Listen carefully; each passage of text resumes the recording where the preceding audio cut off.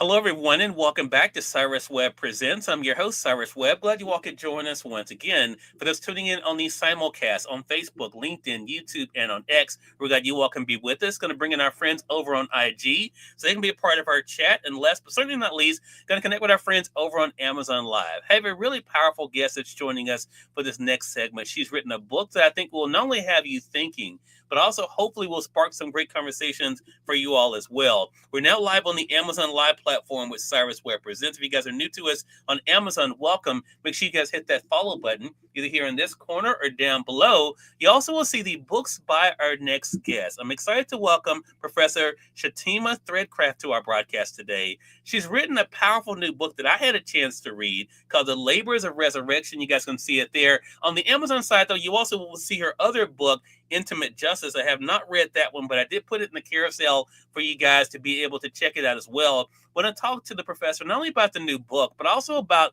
the messages she's been able to share, the conversations she's having, and what she hopes all of us are able to take away from it as well. Shatima, thank you so much for the time. Really appreciate it.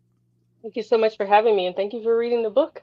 Look, the pleasure's definitely on mine. I when this book was first pitched to me, I honestly, Shatima, as you probably have heard this before, I didn't know what to expect. The Mhm. title definitely caught my attention, and then when I got to reading, I was like, "Oh, okay, I'm getting it." So I want to begin there. A lot of people got to know you from the book Intimate Justice now a decade ago. What has it been like for you to have this as your follow up and to see the conversations coming from it? Yeah, I mean, I think that there's a through line, right? Violence against women is something that has concerned me for a while. I think I did begin Intimate Justice with a quote from Toni Morrison. That might be the epigraph of the book.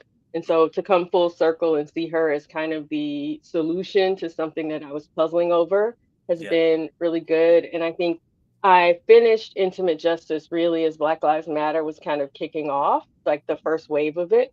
And so to sort of finish in this reaction to that has also been pretty powerful.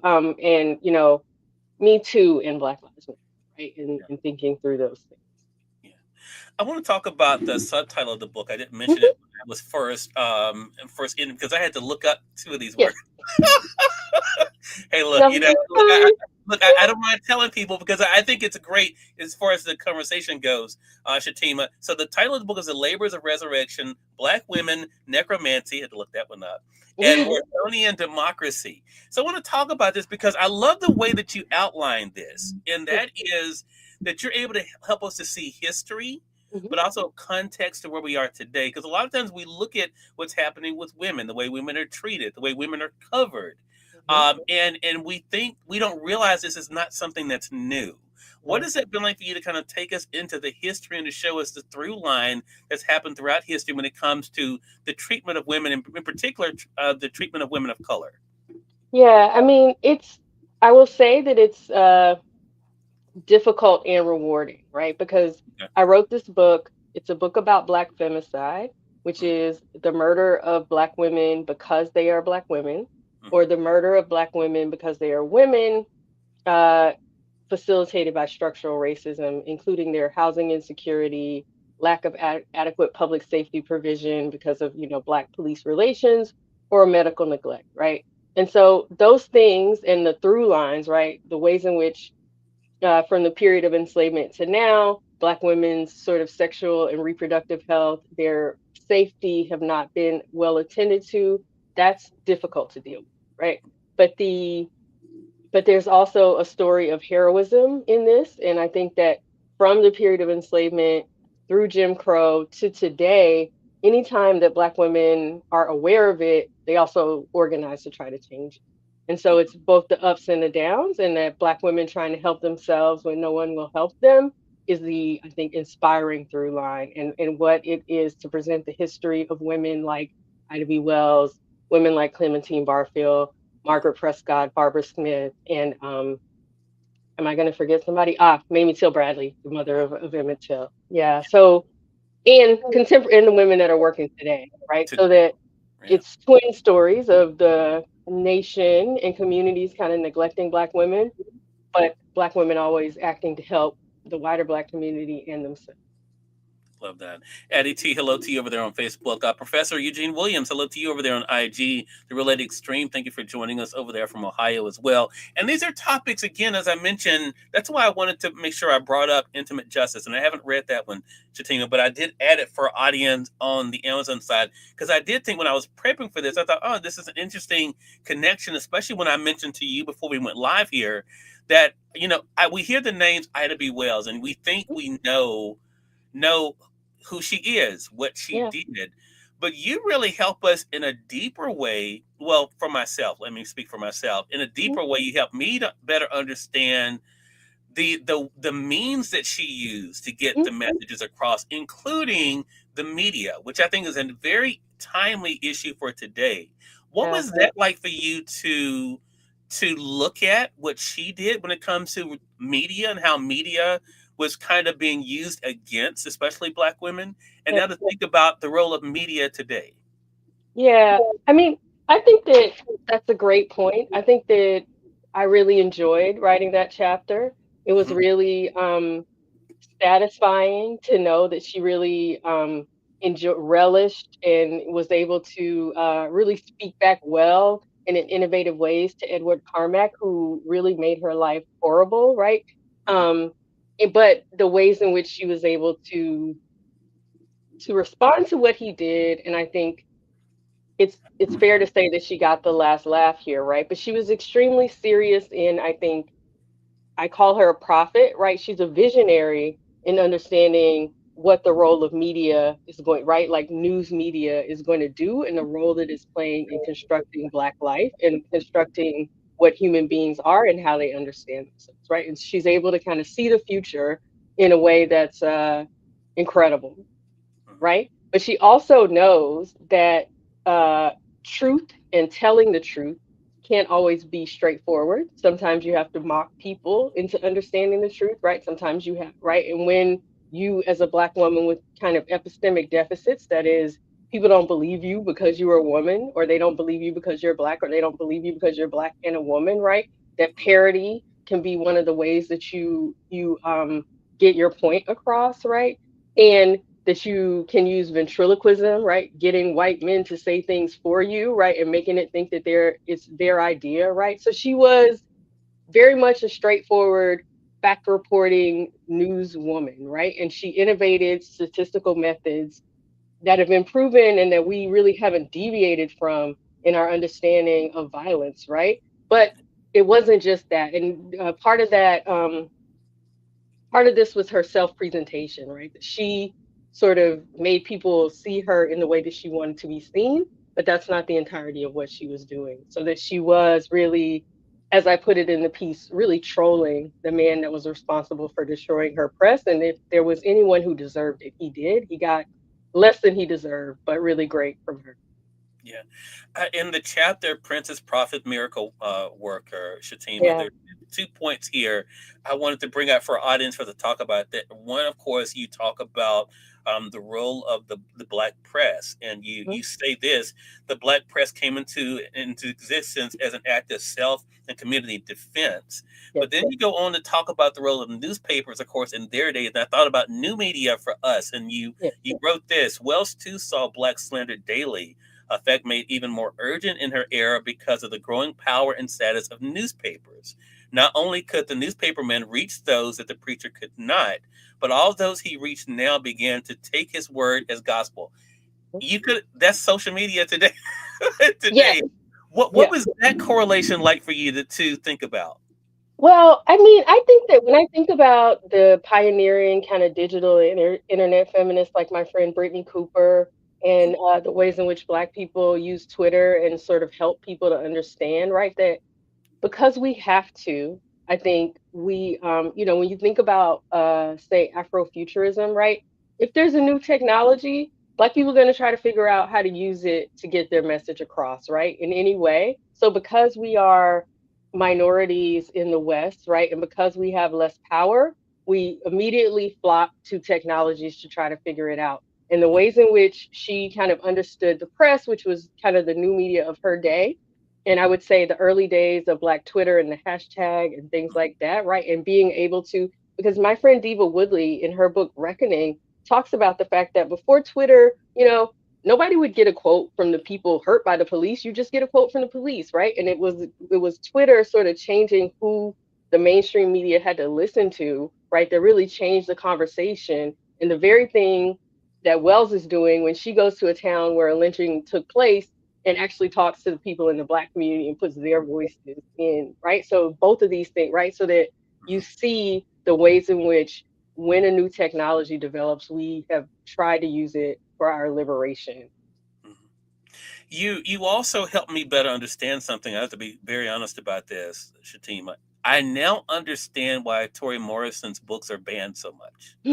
Yes. I never really got it, and I'm being really transparent here. And I read a Mm, lot of books, and I you hear about these banned book lists and all of that.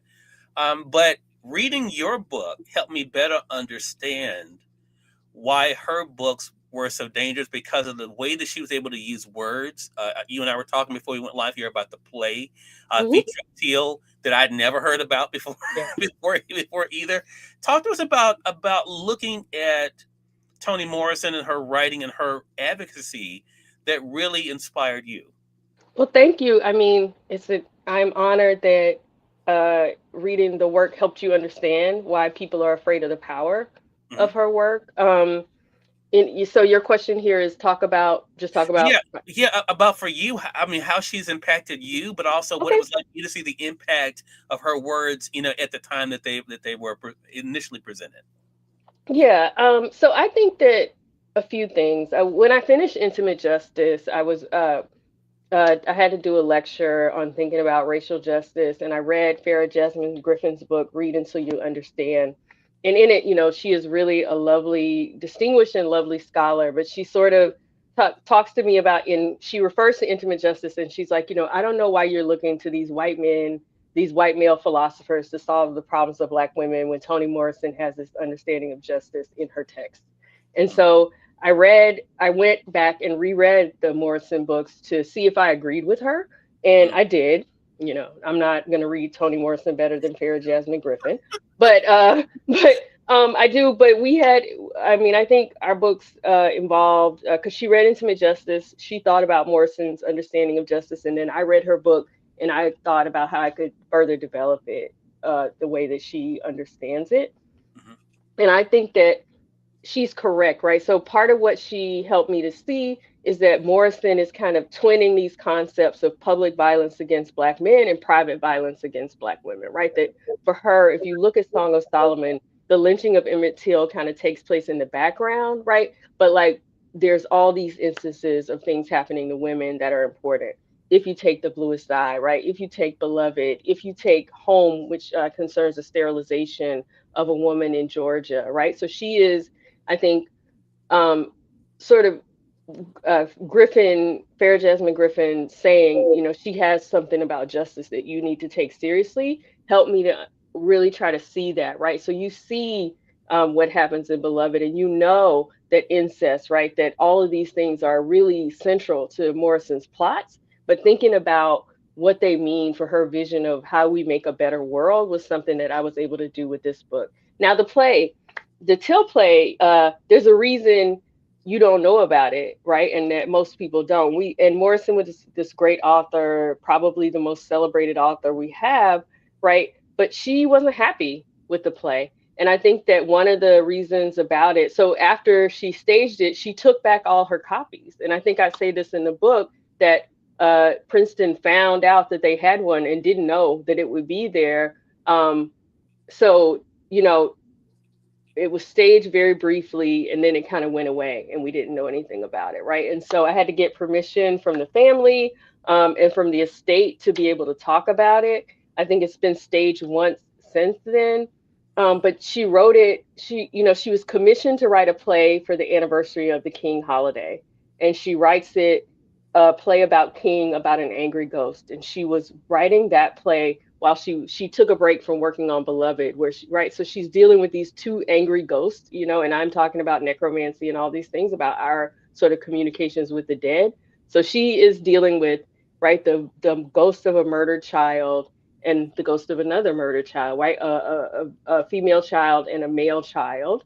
And I think as I talk about in the book from Christopher Mitras, right? A child, the murdered Emmett Till, who we make use of in our politics all the time. We bring him back to help us cope with things all of the time, right? And for her, in that play, she wants to make a point. She makes it in Song of Solomon, I think, and she makes it in this play that retributive justice, right? An eye for an eye will not solve the problem. It is the way that men can kind of reach for first, right? But that it doesn't solve the problem. It just adds to violence. And you have to think of another way out of just killing people because they kill you, right? That the way forward cannot be answering violence with violence. Yeah. Love Yeah, that. Thank you for bringing that up. I yeah, want to ask you, and I brought up intimate justice a couple of times here, Shatema, for a reason, because when I realized that this was a book that came out here, looking at mhm, it on Amazon, it looks like it came out in 2016. yeah. I just, what has it been like for you to sit with this work for this decade? Because I mean, Yeah. I can imagine that you living with this, taking all of this in, doing this research, it has to have an effect. What has that been like for you personally? It's difficult. It's not easy, and you don't. You can look at the world in this way where you just see male violence against women, right? And that isn't a great way because I guess the hashtag not all men. Mhm. But to really be clear about the all structures kind of facilitating these forms of violence and not holding it accountable in the right ways. Mhm. However, like I said, or I hope I said, there's the twin things, right? That there is the history of our nation not taking account of the violence that happens to Black women, but also the organizing that they do and the ways in which Black women do for themselves when, right, they try to work to help themselves and their sisters when these things happen. And I Mhm. felt called really to tell that story. So when it was difficult, when it was hard, when I was getting up at 5 o'clock in the morning to write, because that was the only time I had to write, it was because I felt sort of that I had to showcase these women. Like Barbara Smith, Margaret Prescott, Clementine Barfield, they don't need me, right? I think my discipline of political science very much needs them, but I want women in gender studies classes, women not in gender studies class, right? Women on the train, right? When I tell Black women that pregnancy related murders may account for all of the disparity between Black women and white women in terms of murder, right? So the statistic that I quote that Black women are 10% of the US female population, but represent 59% women murdered. And I'm quoting Bernadine Waller's work. So just like the ways in which Black women have taken up the Black maternal mortality crisis, I believe that once they know, right, they will organize to try to make this different, right, and to change things. And that is the reason that's what keeps me going. Got it. And for us that are picking up this book, those who are watching this conversation, say we have men and women across I hope platforms that are so. joining us today. What do you hope that we're able to think about our role and where we are and what we can do moving forward? Yeah, I mean, I think that the murders that I'm talking about, the sexual and reproductive violence that I'm talking about, I quoted a meme or something going around the internet that said doctors are to Black women what police are to Black men, right? I think what I want to say is believe and take seriously the forms of violence perpetuated against Black women and girls, right? Um, don't have an instinct. Don't come with um, say, a disposition of suspicion about the forms, right? Watch for violence in relationships and for controlling behaviors, and really work to think about women as people who shouldn't have to respond to the desires and wills of others, but have their own wills and should be able to live their lives without, right? Having to primarily think about managing the desires and wishes of others, Mhm. right? Love that. So listen to women, believe women, right? Take them seriously. Love that. Again, everyone, Professor Shatima Threadcraft has been our guest. Her new book, you guys can see here, is available on Amazon. It is The Labors of Resurrection. I'm going to highlight it for you guys on the Amazon side, but I'm going to highlight for you guys briefly her first book, Intimate Justice. You all can get it there on Amazon as well, either Kindle edition or the print edition as well. Shatema, I really appreciate this conversation. Thank you so much for writing this book, and I hope you're able to enjoy this work that you're doing in a way that, I mean, that you're sparking conversation. Like for myself, I learned so much from this one book. And I know if I learned and am able to share on a platform like this, and other people are, that means you are really having an impact. And I hope you're able to appreciate that in the middle of staying in the fight of the work that you're doing. How can our audience, this may be a funny question to ask I now. know. Well, let me say this. Shatema is on LinkedIn. She's on LinkedIn. I'm going to tag her there, but you guys can get the book. Yeah, I know. It's ironic. I write a lot about Twitter and how important these things are, and I was on Instagram and had to get off because it's hard to do these things if you're talking to everybody. You kind of have to go in. But yeah, I guess please talk to me on LinkedIn. There you go. We will tag you there, Shatema. Looking forward to having you back on the program again. Really Yeah, enjoyed it. thank you. Thank you so much for having me. Glad to do it. And we thank your audience for tuning in to another great segment of Cyrus Webb Presents. Until next time, you all make it a great one. We'll talk to you soon. Take care.